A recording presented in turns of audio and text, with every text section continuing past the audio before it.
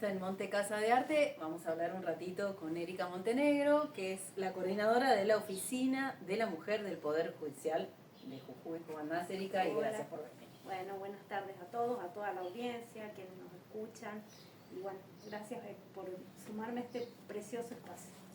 Y es la Casa de Arte del Nico Anún, su atelier, que ya viste que Hermoso. es un espacio único. Sí. Bello. Es como entrar a otro lugar del planeta en Jujuy. Sí, Precioso. tal cual. Bueno, y vamos a hablar de la Oficina de la Mujer, que tiene muchos años ya la Oficina de la Mujer, y bueno, a hoy creció un montón.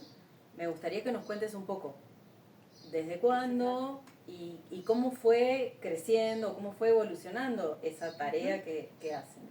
Bueno, la Oficina de Jujuy, la Oficina de la Mujer depende, digamos, de la Oficina de la Mujer de la Corte Suprema de Justicia de la Nación, que en la figura de Carmen Argil. ¿Hacemos de nuevo? ¿Sí? Dale, no pasa nada. Volver a hacer la pregunta. Le estaba sacando los sonidos. Estaba bien, no pasa Perdón, nada. perdón, Erika. 30 segundos primero. Bueno, empezá tu respuesta. Empiezo desde la respuesta. Sí, después se corta. Sí, ahí corta. Bueno, la Oficina de la Mujer de acá de Jujuy, del Poder Judicial de Jujuy, depende de lo que es la Oficina de la Mujer de la Corte Suprema de Justicia de la Nación, es decir, cumple con los lineamientos. Esa oficina se crea en 2009 gracias, digamos, a la influencia de Carmen Argibay, quien era en ese momento vocal jueza de la Corte Suprema de Justicia de la Nación, y ella comienza, digamos, con esta corte con la idea de implementar políticas de género hacia adentro del Poder Judicial. En esa implementación, bueno, se van creando en las distintas provincias del país las oficinas, y ese es el caso de Jujuy.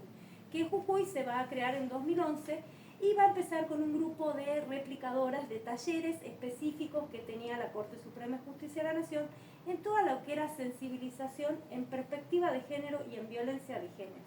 Que recordemos que la ley era reciente porque era la ley de protección integral para prevenir la violencia contra las mujeres, era de 2009, y ya en 2011 empezaron a trabajar con esto de empezar a sensibilizar y a capacitar a las personas respecto a estos talleres. Bueno, más allá, digamos, ¿qué pasaba? Digamos, estas personas que estaban involucradas en estas tareas también hacían sus tareas jurisdiccionales, muchas eran psicólogas del Poder Judicial, abogadas del Poder Judicial, trabajadoras sociales, y así se fue como armando esta oficina hasta, bueno, que llegó un punto en donde se decidió que en la figura de quien hoy preside y dirige la Oficina de la Mujer, que es la doctora Laura Lamas González, se decide, bueno, que empecemos a cumplir función dos personas para hacer como toda la tarea más bien administrativa también y de coordinación de todas las acciones. Y en esta expansión de esta política, lo que se decide también en ese momento fue que de alguna manera la oficina hiciera actividades hacia adentro del Poder Judicial, pero también hacia afuera del Poder Judicial. Por eso, en la actualidad, digamos, trabajan con capacitaciones. Exacto.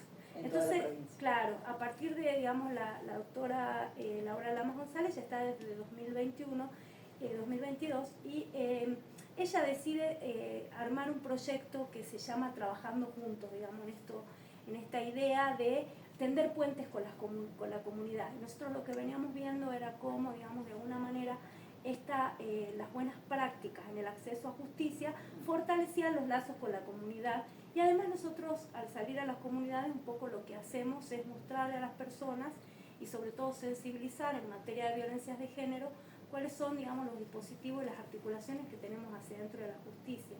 Y todo, digamos, lo que hoy hay respecto de las políticas de violencia dentro del Poder Judicial, claro, que son los juzgados especializados de violencia, ¿sí? ¿Ustedes también trabajan hacia adentro del Poder Judicial? Sí. Nosotros trabajamos con... exactamente, hacemos capacitaciones específicas hacia adentro del Poder Judicial, en las cuales, digamos, trabajamos con todo lo que es ley Micaela, tenemos siempre por año una capacitación específica. Ahora estuvimos llevando adelante todo lo que es violencia digital, que generalmente se hace para todos, magistrados, funcionarios, claro, y en toda la provincia. Y también tenemos capacitaciones y formaciones específicas de género que hacemos desde la Corte, se disponen, digamos, los cursos para, según para funcionarios, o para magistrados, o para empleados. Entonces todo eso hacemos una suerte de coordinación de todas esas capacitaciones. Sí. ¿Qué ves hacia adentro del Poder Judicial con las capacitaciones? ¿Ves que hay, que se va moviendo algo ahí en relación a la problemática? Yo creo que hay varias cosas que han influido, que han hecho que se produzca un cambio. Es como todo, digamos, la perspectiva de género nos transversaliza en toda la sociedad y en todos lados hay un montón de sesgos que aún tenemos de género y que hay que seguir cambiando. Pero sí veo que a partir del 2016, con la creación de los juzgados de violencia de género, hay un montón de gente involucrada en esto, digamos, con cambios grandes, sobre todo la gente que dirige estos espacios y que también quienes trabajan en estos espacios y también en tribunales de familia, en todo lo que es la cuestión penal, ha cambiado muchísimo los juzgados penales, todo el tema de la mirada hacia las mujeres, hacia las diversidades, todo lo que tiene que ver con la perspectiva de género, que nos falta y es como en todos los lugares, digamos, esto es un atravesamiento que obviamente es social y hay que seguir generando esos espacios, ¿no? Como en todo lo que estamos haciendo en todos lados. Con esto que quiero decir también que nosotros investigamos dentro de los expedientes de violencia y en esto que hace 2 años venimos trabajando, veíamos por ejemplo cómo estaba impactando la violencia digital, que es algo, digamos, que nos está atravesando a todos, mayores, niños, adolescentes. Uno abre el diario y se encuentra con alguna noticia de algo grave que sucedió respecto de la violencia, ¿no? Y entonces empezamos a trabajar en este año con una articulación con el Ministerio de Educación, llevando a las escuelas, específicamente 4º y 5º año de las escuelas, para que reciban esto de la capacitación en violencia digital como una cuestión preventiva, pero también para empezar a generar conciencia de qué es cómo nos exponemos de alguna manera, ¿no?, en las redes. Sí. En esas charlas, en esos intercambios de los talleres, ¿ves que se ve mucho el impacto de la violencia digital? ¿Te aparecen así casos, situaciones? Sí, generalmente nosotros a todos los talleres y en todos aparece porque la sensibilización tiene un poco de esto de mover cuestiones internas. Yo digo, bueno, abrir puertas. Por eso yo siempre voy con psicólogas, generalmente mi equipo está conformado por psicólogas, trabajadoras sociales, abogadas, y la idea es que ante esas situaciones que siempre nos aparecen, son todas personas que están especializadas y trabajan con personas en situaciones de violencia, se puede hacer, digamos, una suerte de atención de ese primer momento, poder orientarlas, asesorarlas de lo que necesiten ahí. Sí nos ha pasado en el interior de la provincia, sobre todo cuando vamos, sucede. Y en las escuelas también hay chicos que se acercan, por ahí los chicos pueden poner más en palabras lo que les sucede y tienen más claridad. Quizás los adolescentes tienen más claridad y nos falta claridad a los adultos para poder poner el límite que se necesita para los chicos, me parece. Pero bueno, un poco también nosotros recién estamos en una etapa de iniciar las evaluaciones de esos talleres, así que como que todavía no te puedo decir demasiado. ¿Cuándo comenzaron los talleres? Los talleres los iniciamos el 1 de julio. Ya llevamos más de 2.000 estudiantes capacitados y bueno, estuvimos toda la semana estamos en 2 escuelas. Desde junio hasta ahora, toda la semana estuvimos en 2 escuelas semanalmente. No tengo el número, pero bueno, más o menos eso. Y bueno, la idea es seguir hasta fin de año y también estamos armando una cartilla para replicar esos talleres, cosa que el docente o los mismos estudiantes puedan hacer una suerte de réplica a los más chicos. De alguna manera empezar a trabajar o a generar conciencia con esto. Hablabas recién del equipo de trabajo y me gustaría que cuentes un poco cómo es la estructura que está en la oficina de la mujer. Bueno, la estructura, digamos, nosotros dependemos de la Corte, de la doctora Laura Nilda Lamas González, que es jueza de la Corte y ella dirige esta oficina.